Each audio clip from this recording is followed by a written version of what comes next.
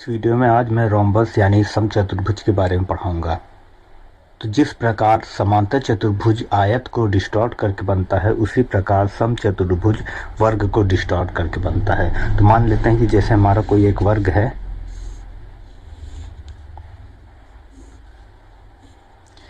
A B C और D, ये एक वर्ग है। इस पे इस शीर्ष पर अगर शियर फोर्स लगाएं तो ये कुछ इस प्रकार डिस्टॉर्ट हो जाएगा।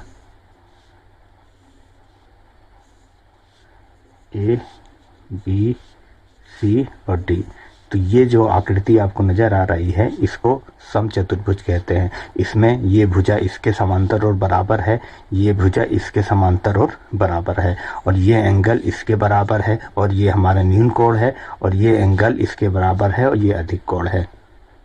तो वर्ग और समचतुर्भुज में ये डिफरेंस होता है कि जो दो भुजाओं के बीच का जो कोण होता है वो 90 डिग्री होता है। यहाँ सारे एंगल जितने भी हैं वो 90 डिग्री हैं, जबकि ऐसा समचतुर्भुज में नहीं हो रहा है। इसमें आमने सामने के एंगल तो बराबर हैं, ठीक है, और दो कोण जो हैं वो न्यून कोण है और दो कोण अधिक कोण है।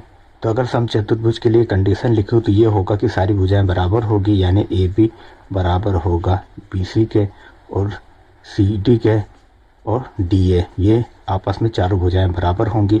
और आमने सामने वाली भुजा पैरेलल होगी, यानी ए बी पैरेलल होगा सी डी के और बी सी पैरेलल होगा ए डी के। तो आमने सामने के कोण बराबर होंगे और दो कोण न्यून कोण होंगे, दो कोण अधिक कोण होंगे। तो यहाँ पर कोण ए बराबर है कोण सी के और ये लेस देन 90 डिग्री है, और कोण बी बराबर है कोण डी के और ये ग्रेटर देन 90 डिग्री है। तो ये कंडीशन है हमारी समचतुर्भुज की। एक कंडीशन और होती है, क्या करिए कि हम इन दोनों विकर्णों को मिला देते हैं। एक विकर्ण को ये मिलाए और दूसरा विकर्ण ये मिलाए। तो ये जो दो विकर्ण है, अगर पहले विकर्ण को D1 नाम दूं और दूसरे को D2 नाम दूं, ये पूरी जो रेखा है यानी कि विकर्ण AC बराबर D1 और विकर्ण BD बराबर D2, तो ये विकर्ण एक दूसरे को 90 डिग्री पर काटते हैं। तो ये हमारा यहाँ पर 90 डिग्री पर काट रहा है, मतलब कि ये विकर्ण पर ये जो लाइन आपको दिख रही है, अगर ये सेंटर को अगर O मानूं तो BO जो है वो लंब है, और सेम इसी प्रकार CD भी इस लाइन पर लंब होगी। तो आइए अब समलंब का परिमाप और क्षेत्रफल निकालते हैं। तो परिमाप अगर निकालेंगे, जिसे पेरीमीटर कहते हैं, पेरीमीटर, तो वो होता है चारों भुजाओं का योग। इसकी भुजाएं क्या है, A B plus B C plus C D plus D A. चारों भुजाएं का मान रख देंगे L plus L plus L और प्लस एल, क्योंकि इन भुजाओं को हम एल मान रहे हैं, सारी भुजाएं एल है, तो आ जाएगा 4L। तो समचतुर्भुज का परिमाप 4L आ गया है। अब आइए निकालते हैं समचतुर्भुज का एरिया। तो एरिया बराबर यानी क्षेत्रफल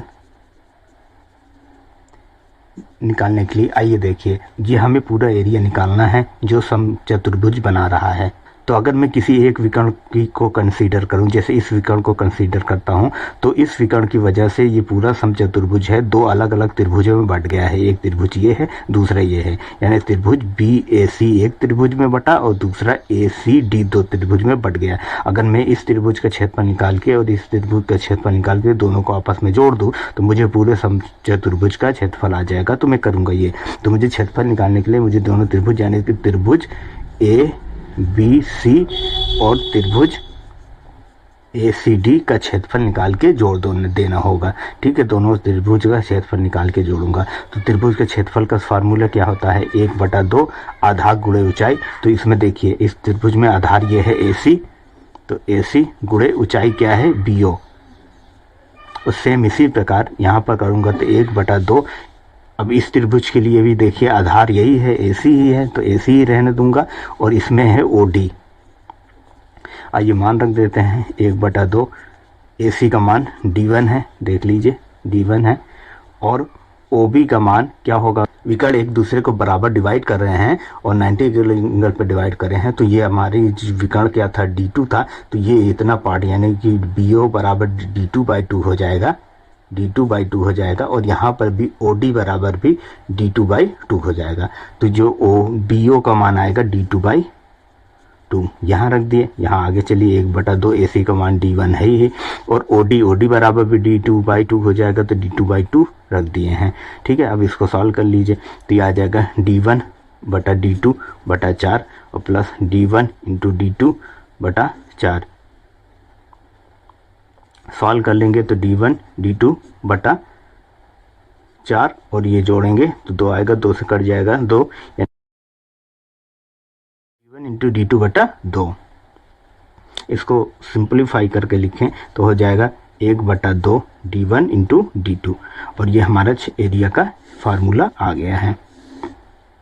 अगर हमें समचतुर्भुज का विकर्णों की लंबाई दिया है तो हम उसकी भुजा की लंबाई ज्ञात कर सकते हैं। तो उसके लिए आइए फार्मूला निकालते हैं। तो आइए कोई एक त्रिभुज देखते हैं। जैसे मैं देखता हूँ BOC, तो त्रिभुज BOC में, ठीक है, आइए देखिए BOC, क्योंकि ये एंगल 90 डिग्री है तो ये हमारा एक समकोण त्रिभुज है। तो समकोण त्रिभुज में हम पाइथागोरस में लगा सकते हैं L² बराबर d2/2 का होल प्लस d1/2 का होल स्क्वायर। इसको सॉल्व करेंगे तो आ जाएगा d2²/4 प्लस d1²/4। 4 लासा लेंगे, ऊपर d1 का होल स्क्वायर प्लस d2 का होल स्क्वायर/4 आ जाएगा। और अगर L का मान निकालूं तो L बराबर आ जाएगा √d2 का होल स्क्वायर/4 और इसको सॉल्व करेंगे तो 1/2 √d1 का होल स्क्वायर प्लस d2 का होल स्क्वायर। तो अगर विकर्ण पता हो तो इस फार्मूले की मदद से आप आसानी से लंबाई निकाल सकते हैं, यानी समचतुर्भुज की भुजा का मान निकाल सकते हैं।